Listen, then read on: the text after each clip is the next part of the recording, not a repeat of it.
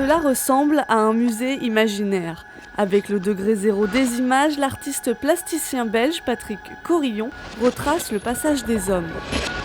J'ai essayé d'aborder les images, mais autant suivant les images du monde qu'on peut regarder d'une façon très physique, les images qui viennent en nous, comment on regarde le monde, mais aussi toutes les images mentales qu'on a, c'est-à-dire comment on se projette dans le monde, comment nous pouvons nous projeter ou projeter les autres ou toutes les images inconscientes. Et c'est un petit peu ce point d'équilibre qu'il y a entre images extérieures et puis tous nos paysages mentaux.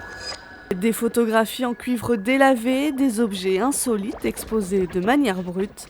L'artiste entre en contact avec les gens par des histoires dessinées ou sculptées. Tout est totalement imaginaire, donc toutes ces histoires sont 100% fictives. Quand j'imagine des objets du folklore marin ou des peintres Lapon ou même ici du peintre Le Caravage, tout est totalement imaginaire. Et mes histoires, elles peuvent autant s'incarner sous forme de dessin, sous forme de sculpture, sous forme de dessin animé. Des histoires incarnées, son personnage fétiche, Oscar Certi, est un écrivain des fictions visuelles, parfois accompagné de Catherine de Célis, une pianiste déchue, un jeu de rôle pour cet artiste.